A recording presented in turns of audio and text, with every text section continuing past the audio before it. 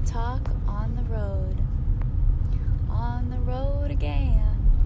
Here we are on the road again. Traveling on this road day in and day out continues to remind me that each of our journeys is unique to the path that we're paving with each step that we take. Those steps may be on foot, or they may be strides via wheels in a car, or leaps in a plane, moving and going forward. And sometimes it's not going forward, it might be going backward. There may be pauses, rest stops, and along the way we learn so much. And as I'm traveling literally on the road right now, I'm reflecting on all of the metaphors of literally driving, of seeing the red taillights of the cars in front of me and the white headlights of the cars going the other direction.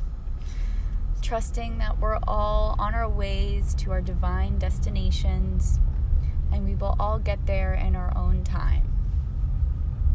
Traffic used to give me troubles and fill me with angst, and now I trust that we're all going somewhere, and I feel the interconnectedness of traveling at the same time as others. Traveling along these roads reminds me of our oneness, that we all are on our way and moving in motion. And although it might be slow and steady wins the race. That's been a motto of mine since I was a young kid after learning the story of the tortoise and the hare. Slow and steady wins the race was my motto. As I used to go to the playground from the cafeteria, I would walk so super slow, step by step, taking my time and letting all of the other students run and race to the playground, and I'd be trailing behind, repeating my mantra that slow and steady wins the race. And this is something that I need to constantly remind myself now in our high-paced society and culture of going and traveling on the road that might look like cars weaving in and out to get just a little bit closer. And it's interesting when then later on in traffic passing them after going slow and steady. So trusting that all of the metaphors are here to teach us the lessons that we need to continue persevering and going forward. But something that's also interesting is switching lanes, noticing when we're in the middle or far to one side or the other. And in those process of switching lanes, noticing the synchronicities of our flow traveling with the other cars and travelers along the way. Noticing when we're switching lanes at the same time or crossing paths in very interesting ways. It almost reminds me of synchronized swimming, and trusting that although we may all be strangers and we only cross paths on the road, we're in sync in this deeper way, in this bigger picture and large web of life. Now, this is Real Talk on the road. I'm stumbling on my words, and I'm trusting that everything happens for a reason. And in these car rides, sometimes I find myself peering into the windows of my peers on the road and noticing what their little bubble is like. And this helps give me perspective and compassion for the other travelers that we are alongside on the way. It's so interesting to me to notice all of the lessons along the way. I always try my best to observe and appreciate the planes in the sky or birds flying high, and in the daytime, the color of the trees swaying in the wind. the little things that make us wonder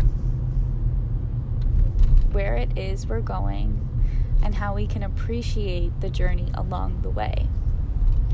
I challenge myself to pause instead of rush and flow with the natural course that is here in front of me.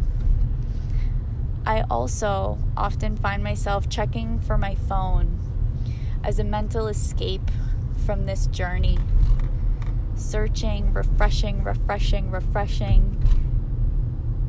and reflecting on why am I doing this? Is it that uncomfortable to be alone with my thoughts? Is it that boring to be in the road along the way in traffic next to these other beings on their ways? These are the thoughts that come to mind traveling these uncertain trails. Something I also find interesting is the use of a GPS. Sometimes I find it nearly impossible to drive somewhere new without it. And other times I find it anxiety producing when the rerouting comes up and the alerts from Waze. And then also counting down the time until we get there. Are we there yet? Are we there yet? Are we there yet? And my awareness of this reminds me of my angst of rushing to wherever it is that I'm going in my larger journey of life, not just on the trip I'm taking in the car.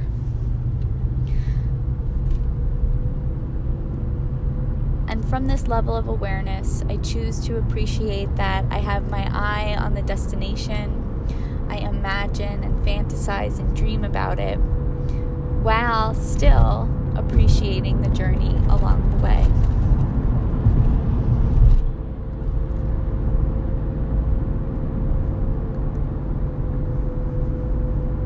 Pausing, noticing, reflecting. During these travels, I also invite myself to connect with the harmony of music, to sing along in a safe space where there's no one to judge or hear the sound of my singing or reflections to myself. I also cherish learning from audiobooks and podcasts. And I've also noticed my desire to speed up the podcast. So when there's a feature to speed up to 1.5 or higher above the traditional mixed sound, it inspired me to reflect on how my podcast comes out and if it's very quick sounding or if it would sound better if it were slower, and just all of the things that come to mind. And currently now I'm driving. There's what might be interpreted as a slow poke in front of me. And other cars are speeding around, getting in front, and changing lanes.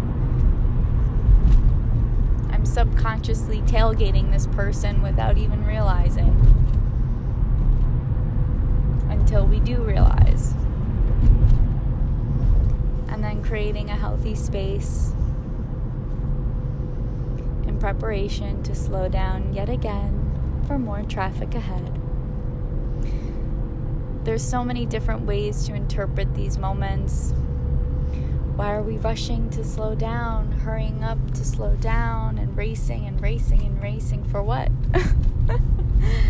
So I trust that I'm going at the pace for me and that I am always forever free. When driving, I also often feel accompanied by angels.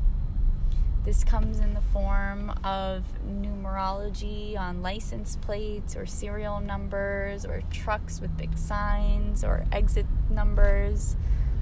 Sometimes spirit animal totems of birds or animals that I cross on my path, and trusting that my angels and guides are with me, and expressing the deepest gratitude and smiles along the way, That's something else that the GPS serves for me, of the miles left or the time left or the distance till the next turn often has secret hidden codes that mean something to me and give a smile to my face in those moments. In addition to the miles tracked on my vehicle, it's truly the little things, from the time on the clock to the moments that bring us back to this deep appreciation and gratitude for everything that brought us here. And traveling on this road, I know I have a long, long way to go. And I let go of my need to rush to get there. And I honor my desire to hurry up and speed it up to get there. However, something I've noticed from getting there over the years is that once I'm there, I'm then rushing for the next thing. I'm preparing for the next thing. When in reality, I wish to invite myself to enjoy the thing that is now, this present moment, this gift that is here and now. There's so much to learn along the way, and there's clues that are here for us when we choose to open ourselves up to receive them. And in reflecting on these gifts, I know that there are so many beautiful souls that we're here to interact with as mirrors of light as we illuminate the night. There is darkness, so we can light it up. Without darkness, there would be no light. And we wouldn't be able to notice the light without the darkness. It's this yin and yang to find the flow in ways that our inner knowing feels for sure. And on this poetic rant while I'm driving in traffic, this real talk is from the heart. It's something that I think about daily, and I'm grateful for my courage today to document it along the way.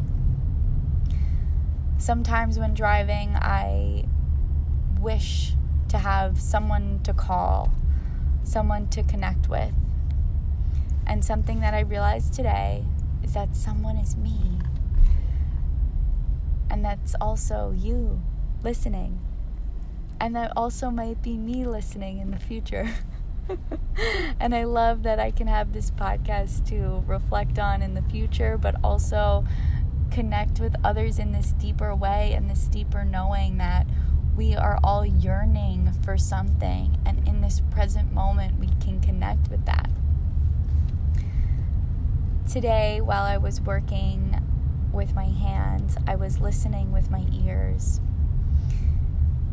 and I absorbed many insights from pioneers through podcasts. And yes, I listened to them speed up, and I felt like I was absorbing so much information at once, and I'm so grateful for my capacity to learn in this way. And it continued to inspire me to challenge myself to expand outside of these zones of comfort and to continue creating courageously and demonstrating how we can use technology for good, and noticing my desire to continue refreshing my feeds, my email, my social, etc., and having this awareness that that is an innate desire, and that's how the platforms were created, and choosing to connect in a deeper way. So this podcast is an example of how in this moment I'm showing up, trusting that there is a future connection that is already planted in the moment, and that it will unfold in the right time. And I feel this web of warriors that we are creating this future of well-care together, that we are using these tools for good and educating around how we can learn together and lock arms in creating a safe, sustainable future that looks like planting trees and using things that are good for the insides and outsides of our bodies and the planet. I choose and, not or. Why sacrifice one or the other when we can have both? I choose to zoom out and see all of the possibilities that set us free to live in harmony. I'm so grateful for this beautiful planet in which we reside, and I feel called to create in a way that protects and sustains and plants seeds for the future, so we can grow together in a way that serves us all. I let go of my wired consumerism needs to have more and more and more, and I feel grateful for what I have, and I choose to have less. It's so interesting how when we have this awareness of this desire, and then we pull the wire of where did this come from? Where is this thread leading me? And when we pull at that, we can notice it's these core values. And if that desire is to be loved, then we can remind ourselves that we are love. We don't need XYZ product, thing, achievement to feel loved. We are love. And although we may be creatures of comfort and there are certain things that make us feel cozy and safe, that's great. And how can we do it in a way that's sustainable and supports our thriving in this interconnected universe? Something that resonated with me from the book The Untethered Soul is that we may have all of these things, these items, these possessions, these valuables, but when our time here on this planet comes to an end, we take none of those things with us. So what makes them feel so important now? So reflecting on that reminds me to let go of my desire to cling to things, because they're just things. And even the phrase of being buried with things to the grave, that's fine, but then they're there and you're not. So this is real talk, and I know this might be literally deep, like 8 feet too deep for some. But I just really felt called to share it, and that's what this Real Talk podcast is about. The stream of consciousness of connecting in this deeper way and trusting and feeling free to be everything that we are. So on this journey, there may be twists and turns and loop-de-hoops and reverse and ups and downs and whatever else you want to call it along the way. And I look forward to those that I have not yet crossed paths with and will meet in the horizons. And I trust that it's all going to be okay and we'll make it there safely. And if we don't, we won't.